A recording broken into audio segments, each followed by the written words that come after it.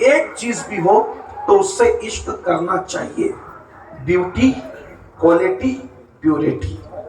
اب تینوں میں سے ایک ہو تو بھی اس سے عشق کرنا چاہیے، لیکن جب ہم اپنے نبی میں دیکھتے ہیں تو ایک نہیں بلکہ تینوں چیزیں مصطفیٰ جان رحمت میں موجود ہیں، اور وہ بھی کس شان سے، کس شان سے؟ بیوٹی یعنی خوبصورتی۔ اللہ نے ہمارے نبی کو کتنا خوبصورت بنایا، یہ کوئی گڑی ہوئی باتیں نہیں ہیں، یہ کوئی اپنی طرف سے کسی نے ہم پر مسلط نہیں کر دیا ہے، بلکہ یہ حقیقت ہے کہ اللہ تبارک و تعالیٰ نے اپنے محبوب صلی اللہ علیہ وآلہ وسلم کو کتنی خوبصورتی عطا کی، کتنا حسن عطا کیا، کتنا جمال عطا کیا۔ آئیے اگر ایک جملے میں اس کو سمجھنا ہے تو یوں کہہ سکتے ہیں کہ حسن مصطفیٰ اگر بکھرتا ہے تو کائنات بنتی ہے، اور کائنات کا حسن ایک جگہ سمٹ کر آتا ہے تو اسی کو محمد الرسول اللہ کہا جاتا ہے۔ حضور علیہ السلام کے حسن کا عالم کیا ہے؟ کسی کہنے والے نے کتنی خوبصورت بات کہی کہ کوئی حسن یوسف کو دیکھتا ہے، حضرت یوسف علیہ السلام کے حسن کو، حسن یوسف کتنا تھا؟ حسن یوسف کے بارے میں کہا جاتا ہے کہ حسن یوسف اتنا تھا کہ اگر کوئی بھوکا حضرت یوسف علیہ السلام کا چہرہ دیکھ لیتا تو اس کی بھوک مٹ جاتی تھی۔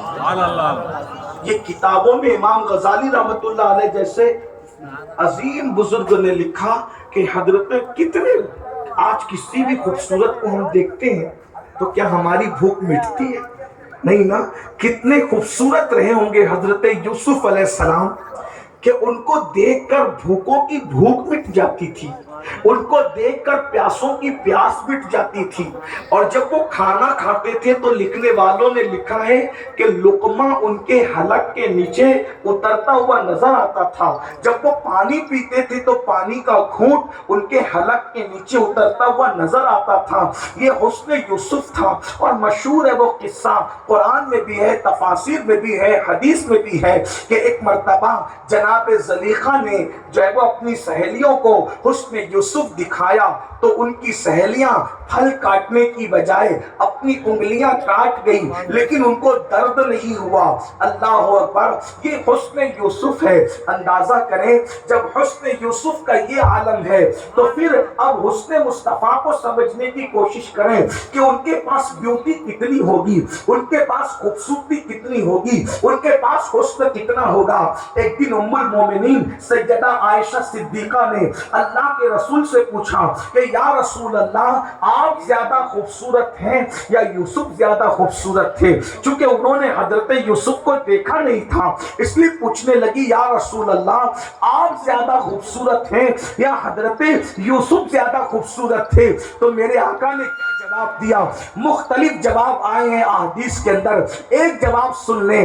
آقا فرماتے ہیں عائشہ، اللہ نے میرے حسن کا صرف ایک حصہ، اللہ نے میرے حسن کا صرف ایک حصہ میرے بھائی حضرت یوسف کو عطا فرمایا۔